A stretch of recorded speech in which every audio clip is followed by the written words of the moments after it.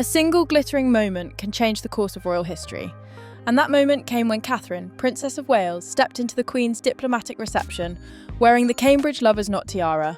Before we unravel the hidden story behind this extraordinary night, make sure you subscribe to this channel so you never miss the untold truths and hidden scandals that shape the royal world. On the surface, it seemed like a simple fashion choice. Catherine honouring tradition by wearing a tiara beloved by generations. But for those who looked closer, this moment carried echoes of another woman.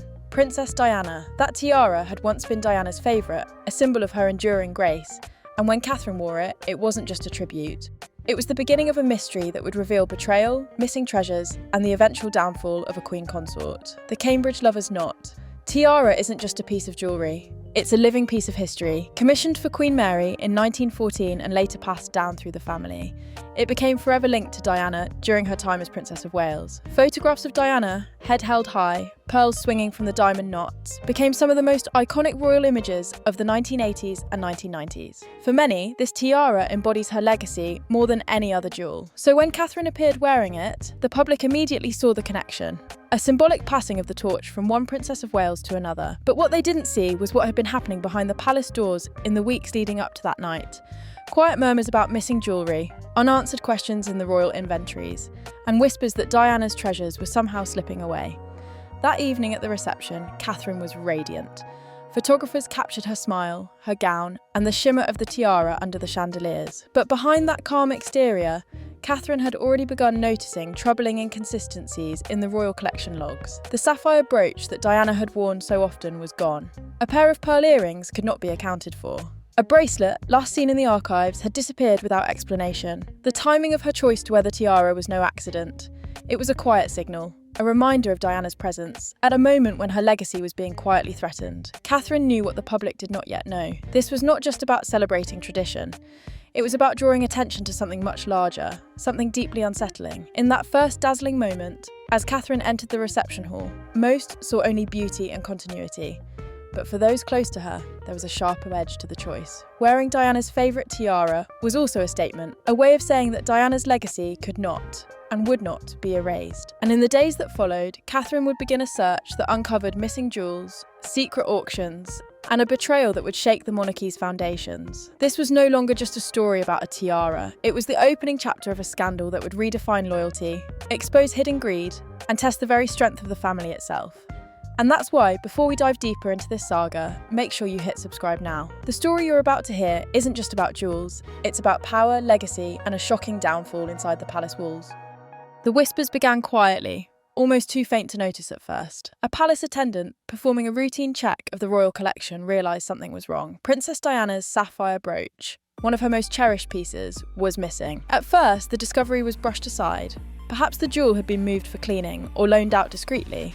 But when the logs were reviewed, there was no such record. Days later, the situation deepened into something far more troubling. A pair of pearl earrings Diana had worn countless times had vanished. Then a bracelet, famously photographed on her wrist during state visits, was gone as well. Piece by piece, jewels connected to Diana's memory were disappearing, leaving behind only silence and uncertainty. The palace is a place where treasures are catalogued with painstaking detail. Every tiara, brooch, necklace, and ring is meticulously recorded, with notes on its last known use, location, and care. Nothing simply goes missing, so when multiple items tied to Diana slipped out of the inventory without explanation, alarm bells rang behind closed doors. Yet, in the outward-facing calm of royal life, nothing was acknowledged publicly. Guests attended receptions. Press photographers captured smiling portraits. The palace gates remained quiet. But within the gilded walls, suspicion was growing. Someone, somewhere, had access to jewels that were never supposed to leave their velvet-lined cases. For Catherine, the revelation struck like a thunderclap. These weren't just jewels. They were fragments of Diana's legacy, the very items William had grown up seeing in photographs of his mother. Losing them wasn't like misplacing an accessory. It was erasing pieces of history. Catherine had always understood how symbolic Diana's jewellery was to both her husband and the public. Each piece carried stories of Diana's triumphs and her struggles, and now, those treasures were vanishing into thin air. Catherine knew the situation could not be ignored. She also knew the more she looked, the more dangerous the answers might become. The missing jewels didn't just raise the question of theft, they raised a darker, more unsettling possibility. Was this a matter of simple negligence, or was someone deliberately removing Diana's treasures from the palace? The air grew thick with unease, and for Catherine there was no turning back. If Diana's legacy was under threat, she would take it upon herself to find out the truth. What began as a sparkling knight in a tiara was now shifting into a shadowed search for answers, with each missing piece deepening the mystery.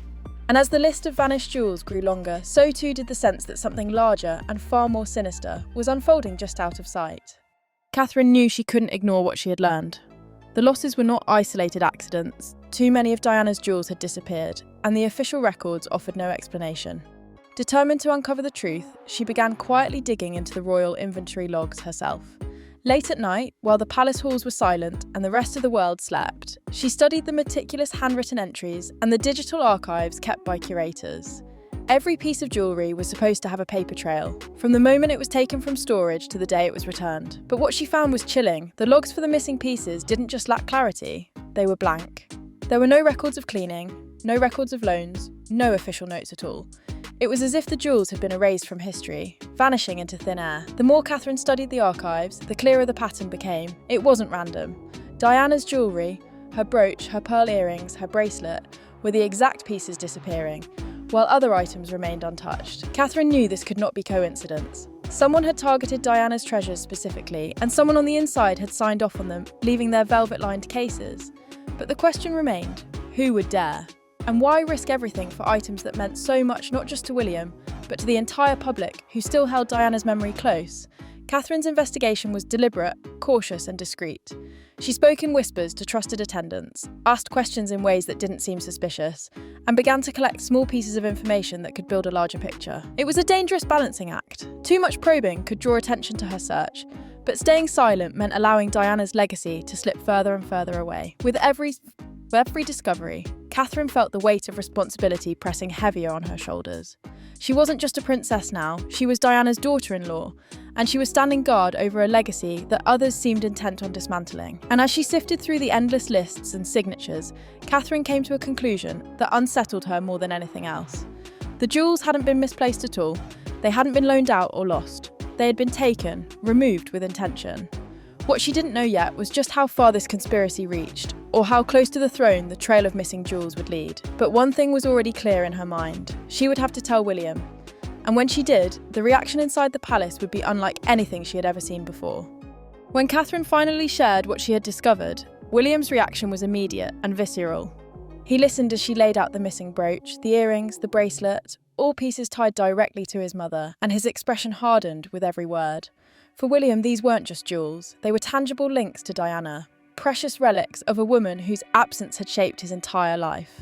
To hear that they had simply vanished, without explanation, was like having his mother stolen from him all over again. His first response was disbelief, almost anger at the possibility that palace staff could have been so careless. But as Catherine explained the gaps in the logs, the lack of records, and the unmistakable pattern, disbelief gave way to fury. William had always been protective of Diana's memory. He guarded her legacy fiercely, both in his private life and in public. The thought that her belongings, objects she had worn in photographs seen around the world, gifts she had cherished, could be slipping into the shadows infuriated him. He paced the room as Catherine spoke, his voice sharp, his questions urgent. Who had access to the vaults? Who signed the logs? Who could possibly benefit from taking Diana's jewels out of the palace? Each question only underscored the truth that Catherine already knew. Someone close, someone with authority, was orchestrating this. But William's anger wasn't only about loss, it was about betrayal. These jewels were more than glittering heirlooms. They were promises, kept safe through generations, meant to be passed down, to serve as symbols of continuity and tradition. For them to vanish wasn't just negligence, it was a violation of trust. And in William's eyes, it was personal. He had endured years of watching his mother's memory, twisted, debated, and commodified by the world outside the palace gates. Now, to see her very jewels disappear under his own roof, from the very institution meant to protect them, was almost unbearable. Catherine watched his reaction with quiet resolve. She knew that telling him would awaken this storm, but she also knew it was necessary. William's pain only deepened her determination. Together, they agreed. This wasn't something they could quietly ignore or brush aside. If Diana's legacy was being dismantled piece by piece, they would fight to protect it. What neither of them knew yet was how far the trail would go, or that the answers would point not just to nameless attendants or staff, but to someone far closer, someone whose power within the palace made the truth almost unthinkable. The trail of missing jewels widened like a crack spreading across glass, impossible to ignore once Catherine stumbled upon the first clear piece of evidence. For weeks she had followed hunches and fragments, working through inventory notes and whispers from attendants. But the turning point came when an anonymous tip reached her, slipped into her hands through channels so discreet she dared not share them even with the closest aides. Inside the plain envelope was a grainy photograph from a gala in Geneva. In the picture, beneath the glimmering chandeliers and lavish gowns of Europe's wealthiest elite, was a sapphire brooch pinned elegantly on the dress of a woman whose name Catherine didn't recognise. The image itself wasn't unusual. Royal jewellery often inspired replicas worn at high society events. But when Catherine enlarged the photograph, studying the sapphire's deep blue hue and the intricate diamond cluster surrounding it, her heart skipped. This wasn't a copy. She knew the brooch as intimately as she knew her own wedding ring. It was Diana's. The very piece that had vanished without explanation from the palace vaults was now glittering on the shoulder of a stranger abroad. Shaken but steady, Catherine began piecing together what this meant. If the brooch had surfaced in Switzerland, it could only have arrived there one way. It had been sold. The royal collection was never meant to be broken apart, much less traded like ordinary commodities in backroom dealings. Yet someone had managed to remove Diana's jewellery from its velvet-lined case, move it across borders, and place it in the possession of collectors who thought they were simply acquiring rare treasures. The question was how. To move even a single piece of jewellery required authority, paperwork, and the complicity of individuals trusted with safeguarding the monarchy's legacy. The further Catherine probed, the clearer it became. This was not a petty theft. It was an organised operation. Her quiet inquiries brought her to the shadowy world of private auctions, gatherings shielded from the public eye where billionaires and collectors paid staggering sums for items that rarely appeared on open markets. These weren't catalogues sent to the public or flashy events announced in society papers. They were whispered about, invitations only, discreetly advertised to those in the know. And in the records of one such sale, Catherine found something chilling, descriptions that lined up exactly with Diana's missing pieces. A late 20th century sapphire pin surrounded by diamonds had sold for millions. A pair of natural pearl drop earrings with diamond studs, provenance available upon request, had changed hands not long after. And then a diamond and pearl bracelet of distinguished heritage appeared in the ledger of another sale, its vague phrasing carefully designed to attract attention while avoiding exposure. The wording was deliberate, designed to obscure the royal connection while ensuring that serious buyers understood the prestige of what they were bidding on. The realisation left Catherine cold. These were Diana's treasures, not abstract jewels. She remembered the countless photographs of Diana stepping out of cars, waving to crowds, the sapphire brooch pinned against her dresses. She thought of the pearl earrings Diana had worn to state banquets, the bracelet clasped around her wrist as she greeted dignitaries. These weren't just accessories, they were memories, relics of a woman whose presence had shaped the monarchy in life and haunted it in death. To imagine them paraded on auction blocks, bid on by strangers, reduced to lots with numbers scrawled beside them, was almost unbearable. When Catherine brought her findings to William, his reaction was nothing short of explosive. The fury in his voice, the way his hands clenched at his sides, betrayed the raw wound these discoveries reopened. To him, it wasn't about jewels. It was about his mother, about watching the physical reminders of her life turned into trophies for outsiders. He paced as Catherine laid out the records she had found, his disbelief crumbling into a dark certainty. "Someone let this happen," he muttered again and again. And he was right. These jewels hadn't simply walked out of the palace. They had been signed out, documented in ways that erased their trail and sold into private collections. It was deliberate, systematic, and devastating. Together, William and Catherine began to connect the pieces.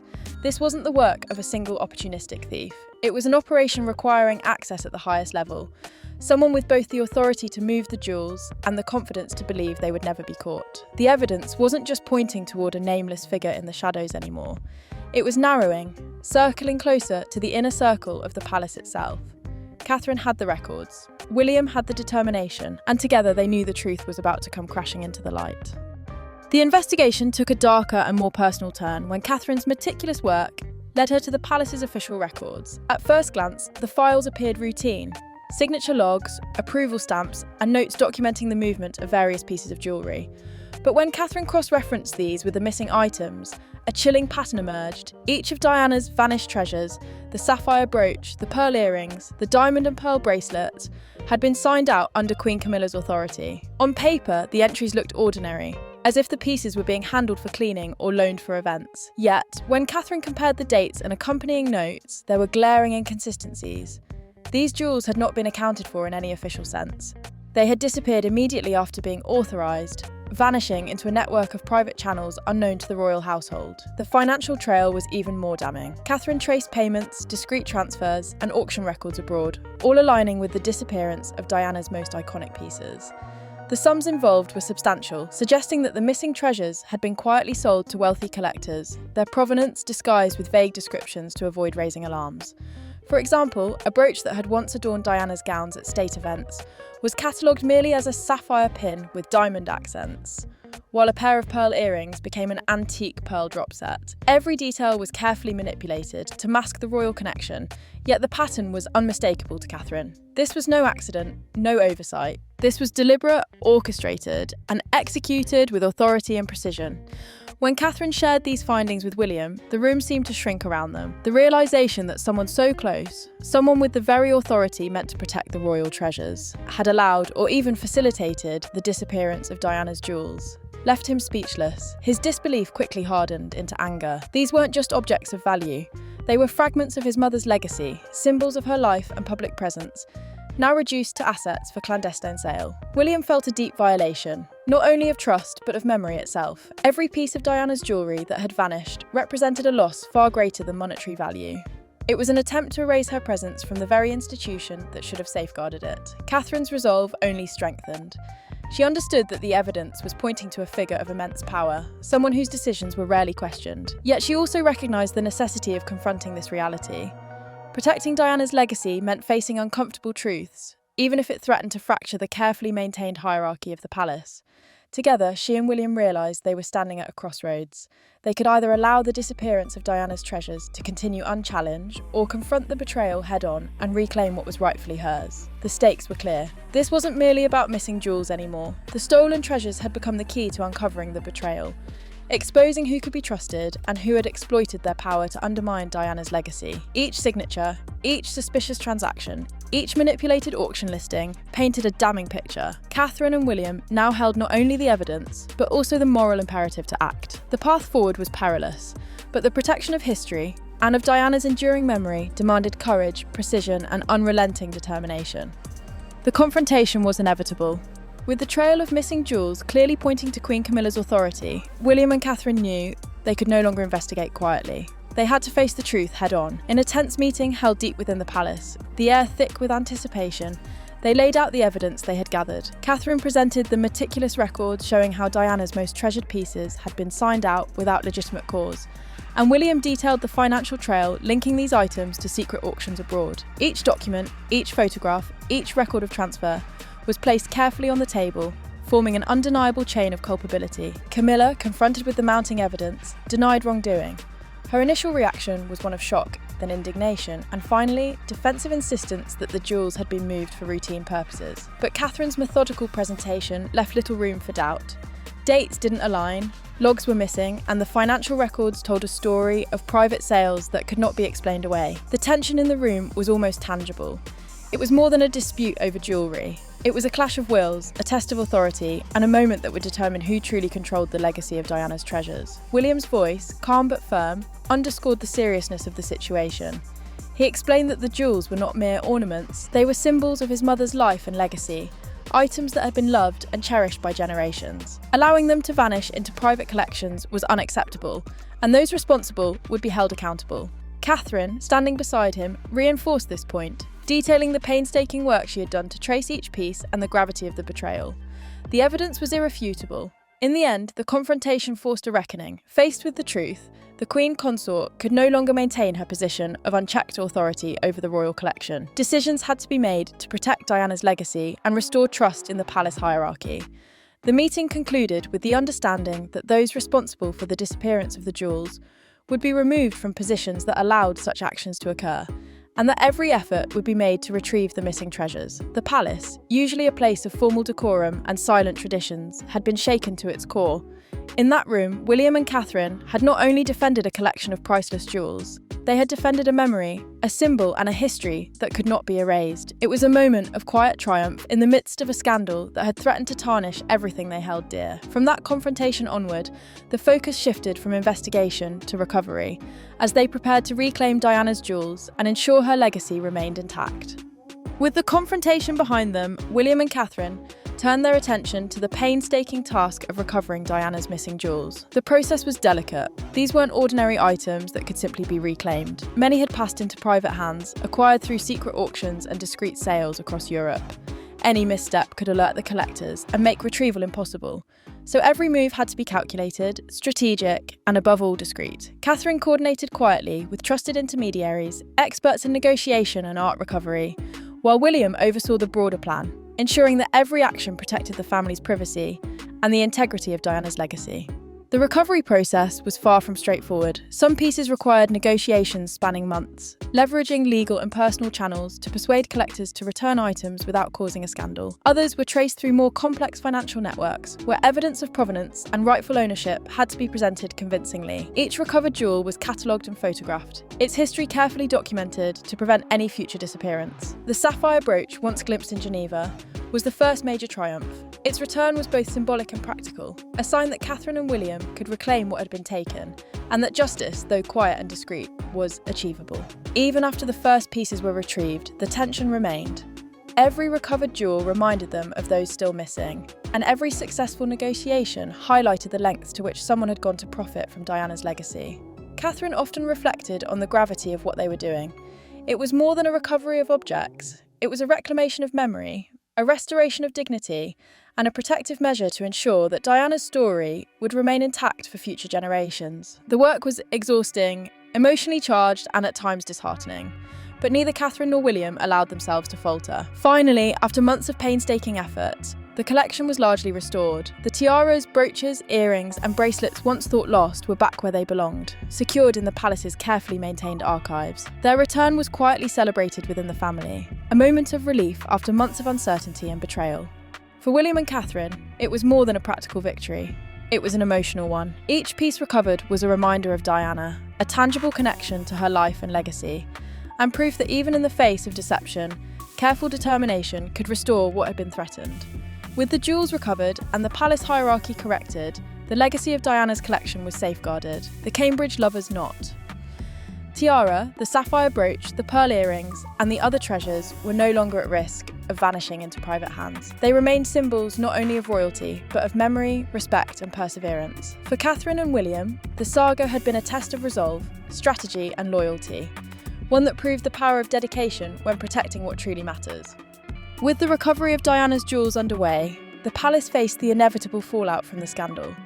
The evidence that had emerged during Catherine and William's investigation made it clear that Queen Camilla's authority over the royal collection could no longer continue unchecked. The decision was made to restructure her role, limiting her access to the most sensitive parts of the household and shifting responsibilities to those trusted with safeguarding the legacy of past generations. Though the official statements described the changes in neutral terms, restructuring duties and realigning responsibilities inside the palace, the truth was unmistakable. Camilla had been stripped of the power that had allowed the disappearance of Diana's treasures in the first place. The Queen consort quietly withdrew from the daily management of the royal collection, relocating her presence to Mill House. Though she still appeared publicly for ceremonial events, her influence over the household and its most valuable items had been sharply curtailed. Courtiers and staff, who had once reported to her, were now directed under new oversight, ensuring that the management of Diana's jewellery and other historical treasures remained transparent and accountable.